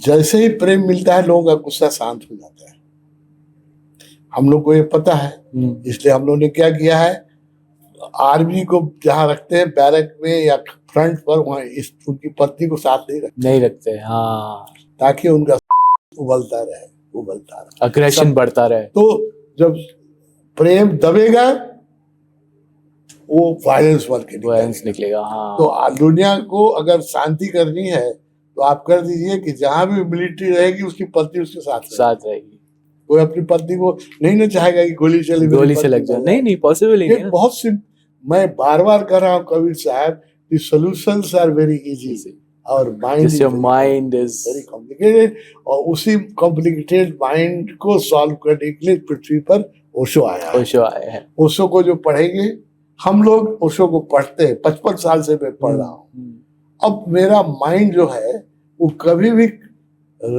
फैनेटिक हो ही नहीं सकता है मैं किसी को धर्म के नाते पर किसी को छोटा समझिए ये मेरे लिए इम्पॉसिबल हो गया मेरे माइंड के अब I can not think in terms of nationality मैं जब भी सोचता हूँ तो इंटरनेशनलिटी मैं अभी स्लोगन दे रहा हूँ एशियन यूनियन की बात पे कर रहा हूँ मैंने देखिए एक स्लोगन दिया था आज से 10 साल पहले वर्ल्ड मेडिटेशन डे करेक्ट है ना मैंने ही शुरू किया था ये छोटी मुंह थी बात बड़ी थी लोग हंसते थे असंभव लगता था 10 साल लगा आज पास हो गया 21 दिसंबर जो है वर्ल्ड मेडिटेशन डे होगा मैं एशियन यूनियन की बात कर रहा हूँ आपसे मैं कह रहा हूँ मैं मर जा सकता हूँ मार दिया जा सकता हूँ या ए से मर जाऊंगा लेकिन मेरे विचार नहीं मरेंगे बहुत पॉजिटिव विचार है और इसकी विचार ऐसा नहीं है इस विचार के पीछे मेरा 55 वर्ष का ध्यान है जब आप मेडिटेशन करते हैं तो आपके विचारों में एटॉमिक पावर आ जाती है तो मैं आज आपसे कह रहा हूँ मैं मर जाऊंगा लेकिन एशियन यूनियन बन के रहेगा इंशाअल्लाह और तभी एशिया की गरीबी दूर तभी एशिया और जब हमारे जो बाहर सब भाई चले गए बहन चले गए सारे इंडिया वापस आ जाए उनकी आत्मा कितनी खुश होगी कि भाई बेवकूफी के लिए हम लोगों को मार दिया गया कितनी बड़ी बेवकूफी आप सोचिए ना अभी आज हम लोग पॉडकास्ट कर रहे हैं आज हम लोग ध्यान करेंगे 500 यूक्रेनियन 24 घंटे में मारे जाएंगे सही बात है और 500 रशियन भी इन एवरेज में हर दिन मारे जा रहे हैं एवरी डे है ना 1000 लोग मर रहे हैं आधे यूक्रेनियन है आधे रशियन है और दोनों का जो है $1 बिलियन मिनिमम खर्चा हो रहा है एवरी डे 2 साल से हो रहा है उतने पैसे से तो दुनिया स्वर्ग बन सकती है अब ये जो स्वामी जी आप बता रहे हो ये तो आप बड़े लेवल पे बता रहे हो कि जो लोग टेबल पे बैठ के समझौता करेंगे जो लोग वो सिचुएशन में है वो मेडिटेशन के द्वारा कैसे ये थॉट प्रोसेस चेंज कर सकते हैं क्योंकि उनके आसपास तो कहीं बम गिर रहा है कहीं गोलियां चल रही है उन्हें पता नहीं अभी वो निकलेंगे तो जिंदा बचेंगे कि नहीं बचेंगे वो अपना थॉट प्रोसेस कैसे चेंज कर सकते हैं कि to be better in terms of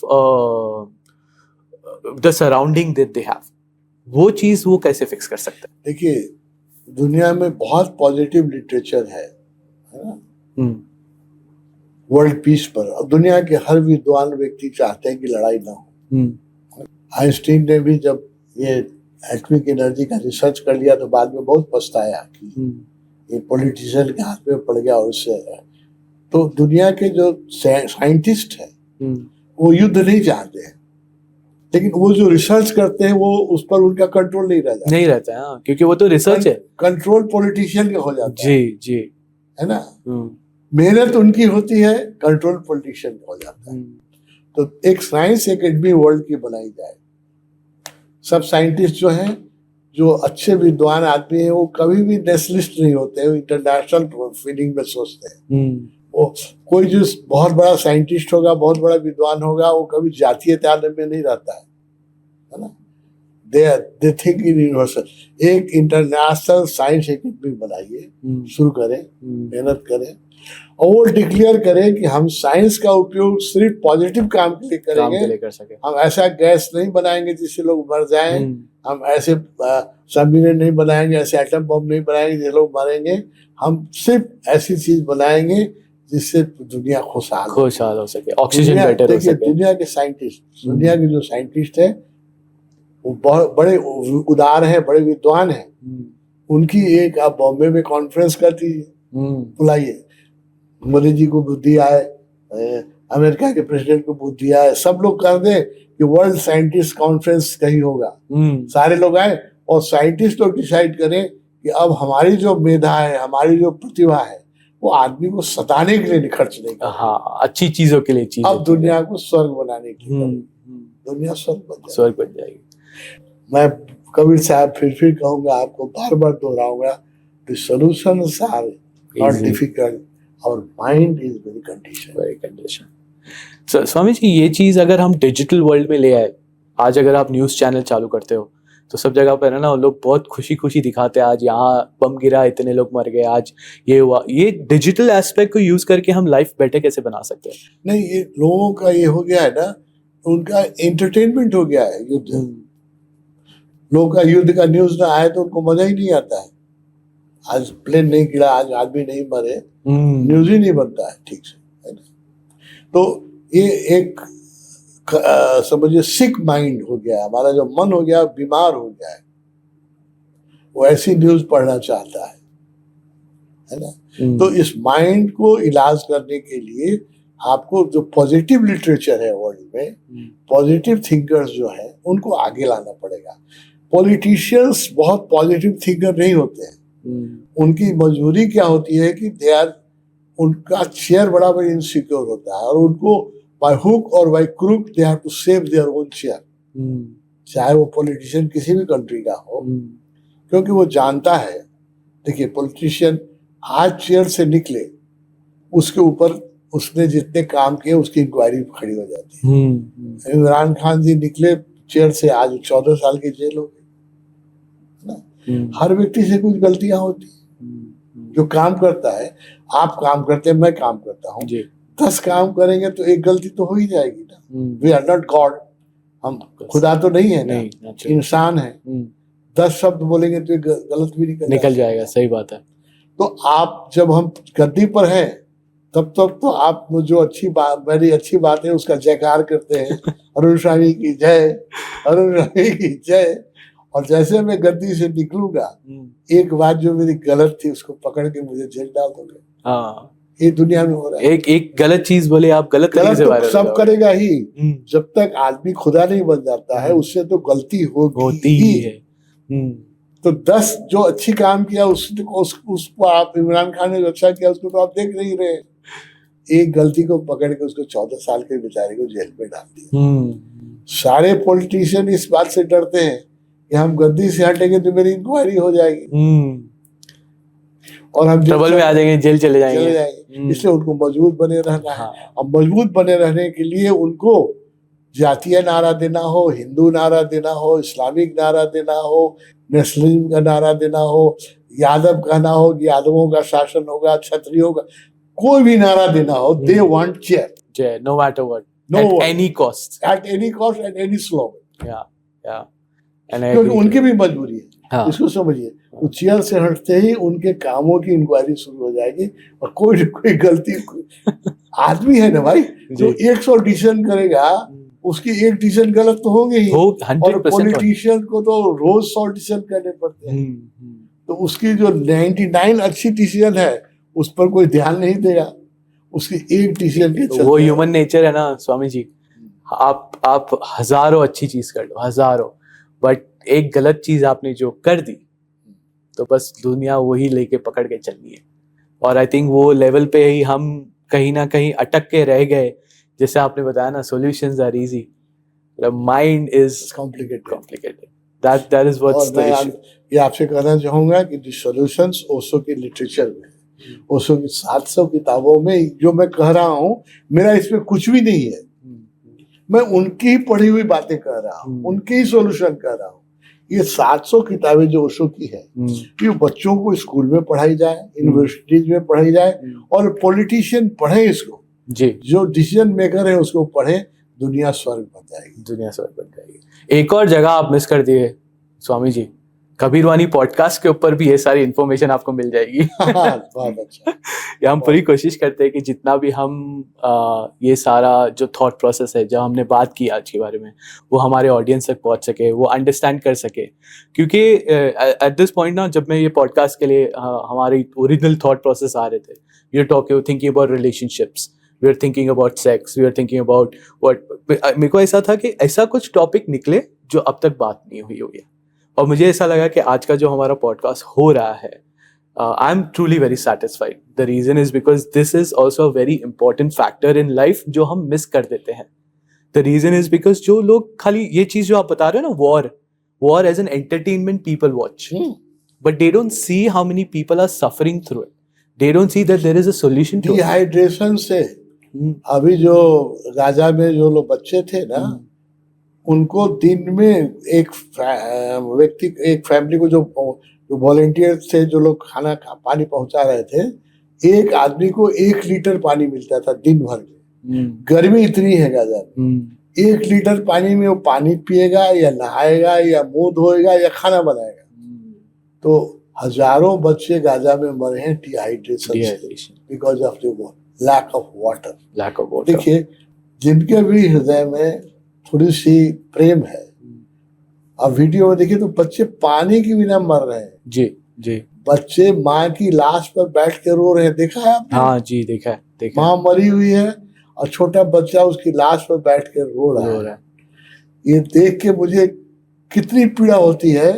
और एक ही फिर सोल्यूशन दिखाई पड़ता है कि हर छाती पर मैं ओशो की किताब रख दूं, हर रोते हुए हृदय पर ओशो।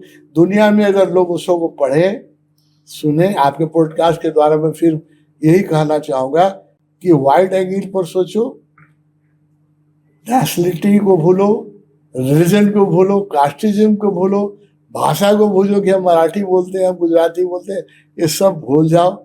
ओशो को पढ़ो, वाइड एंगल पर सोचो और थोड़ा सा ध्यान करो।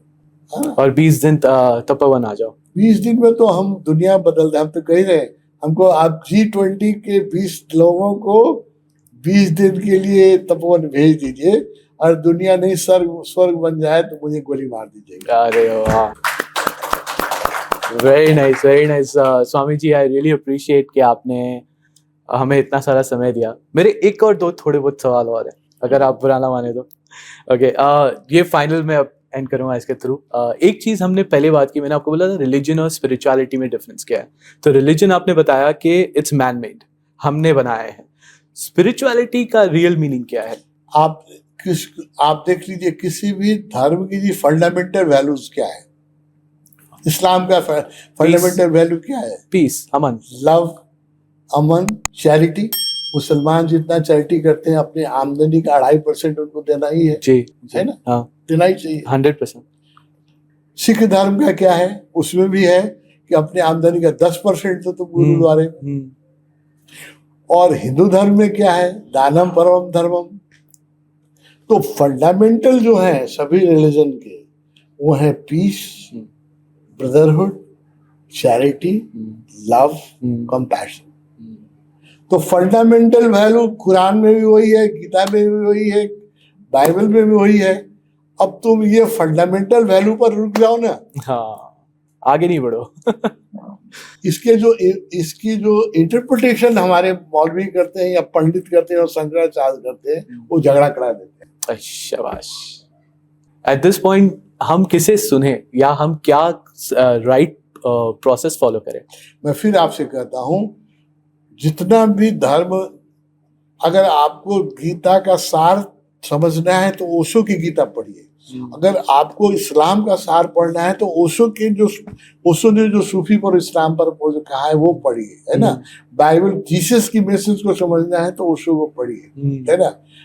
मैं फिर कहता हूँ, दुनिया उदार हो करके, अपने कंडीशनिंग को छोड़ करके कि मैं मुसलमान हूँ, मैं क्यों पढ़ूंगा ओशो को, मैं क्रिश्चियन हूँ, ओशो को, ये सब कंडीशनिंग को छोड़ करके खुले मन से लोग ओशो को पढ़े। उनकी 700 किताबें हैं। मैं कहता हूँ 7 किताबें कोई पढ़ ले, ईमानदारी से उनकी 7 किताबें पढ़ ले, 700 में से 1% किताब पढ़ ले, न वो हिंदू रह जाएगा, न मुसलमान रह जाएगा, न इंडियन रह जाएगा, न नेपाली रह जाएगा, वो इंटरनेशनल ह्यूमन रह जाएगा। पर स्वामी जी, इसमें एक है ना तकलीफ क्या हो जाएगी मालूम है? हम हिंदू मुस्लिम वाले ऐसे हो जाता है ना कि अल्लाह ताला पनिश करेंगे हमें, गरम तेल के वो उसमें पकाएंगे, उसका क्या करे, वो डर का क्या करे, वो कैसे निकाले? अल्लाह तभी खुश होंगे जब आप इस पृथ्वी पर जो आया हुआ अल्लाह का मैसेंजर है, अभी ओशो है। एक समय मोहम्मद थे 1400 साल पहले, है ना। उस समय ओशो को, जिसने मोहम्मद को नहीं सुना उसने अल्लाह को नहीं सुना। आज ओशो आया हुआ, आज मैसेंजर वो भेजता रहता है ना। आज उसकी आवाज नहीं सुनोगे तो वो अल्लाह नाराज होंगे, क्योंकि अभी प्रेम की, अल्लाह की आवाज क्या है? प्रेम है ना। वो अल्लाह की आवाज क्या है? पॉसिबिलिटी है। हाँ, अल्लाह की आवाज क्या है? ये नहीं कि हम ब्रदरहुड में हंसे, हम भी हंसे, आपको भी हंसाए, है ना। यही ना अल्लाह का मैसेज है। वो मैसेज कौन कह रहा है पृथ्वी पर सबसे सशक्त भाषा में? ओशो कह रहे हैं। हो सकता है 200 साल के बाद कोई दूसरा आएगा, वो मुसलमान हो सकता है, वो सिख हो सकता है, उसकी बात छोड़ दीजिए। जो प्रेम की बात कर रहा है, जो इंटरनेशनल ब्रदरहुड की बात कर रहा है, जो प्रॉस्पेरिटी की बात कर रहा है, जो डिवीजन की बात नहीं कर रहा है, मिलाने की बात कर रहा है, उसको पढ़िए। अभी मिलाने की बात ओशो कर रहा है, ओशो को पढ़िए। दुनिया, मैं फिर कहूंगा आपके पॉडकास्ट से, सॉल्यूशंस आर इजी और माइंड आर कॉम्प्लिकेटेड। ये बात मुझे जिंदगी भर याद रहेगी, और जब भी मेरे सामने कोई तकलीफ आएगी ये चीज़ मैं ज़रूर वो करूँगा, दोहराऊंगा, बिकॉज आई फील कि this is going to help me find the solution which my mind is unable to see. And with this I would like to say thank you Swami ji, आपने आपका इतना सारा टाइम हमें दिया, इतना नॉलेज हमें दिया। ये मेरा फर्स्ट पॉडकास्ट है स्वामी जी, जैसे इतने सारे लोग बैठ के सुन रहे हैं। मैं ऑनेस्टली बहुत नर्वस था, but I hope I did okay. I'm so glad. And Swami ji, again, thank you so much for this amazing opportunity. और इंशाल्लाह आपके साथ एक और पॉडकास्ट हम करना चाहेंगे। बहुत सारे टॉपिक्स रह गए। अब अगला पॉडकास्ट हम लोग तपोवन में करें, तो पक्का I'll hold you to that, Swami ji. Tapovan जो है ना, वो सेकुलर लैंड है, और दैट्स वो free from the any conditioning. Wow, so nice. वहाँ पर हम लोग। Great, thank you so much, Swami ji. And for my audience, I really hope that you have enjoyed this beautiful, mesmerizing and relaxed podcast. अगर आपको तकलीफ है, 20 दिन तपोवन आइए, स्वामी जी के साथ बिताइए, आपको वो चेंज कर देंगे, कंप्लीटली गारंटी दे रहे हैं। और के 2 नाउन होते हैं, एक नाउन ये होता है कि और किस तरीके से चाहिए। एक चीज हो जाती है कि जिसके अंदर आप खाली मटीरियलिस्टिक के पीछे पड़ रहे हो, और एक चीज ऐसी हो जाती है जिसके अंदर आपको सुकून मिल सकता है, शांति मिल सकती है।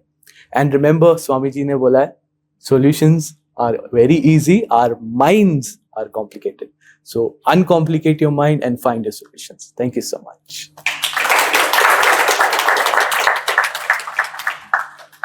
As we wrap up this insightful conversation with Swami Anand Arun ji, एक चीज तो क्लियर है, world peace begins with us. Solutions easy है, कॉम्प्लिकेट उसे हम करते हैं। I hope this is what you have learned from today's podcast. Whether through love, understanding, breaking societal barriers, we have the power to create unity beyond religion. And that is so true, so simple, yet so complicated. If this discussion resonated with you, make sure करना कि हमें Instagram और YouTube पे @kabirwani पे जरूर follow करना, क्योंकि हम ऐसी तड़कती भड़कती स्पिरिचुअलिटी वाली बातें काफी करते हैं और मुझे तो ये सब्जेक्ट्स काफी पसंद है. अगर आपको सुनना पसंद है, catch Kabirvani on Spotify, Apple Podcasts, Amazon Music, JioSaavn, Gaana and Google Podcasts. And don't keep this wisdom to yourself. Make sure करना ये एपिसोड सब फ्रेंड्स एंड फैमिली के साथ शेयर कर देना, तो जितना ज्यादा मैसेज शेयर होगा उतना पीस एंड यूनिटी बढ़ेगी. See you in the next episode.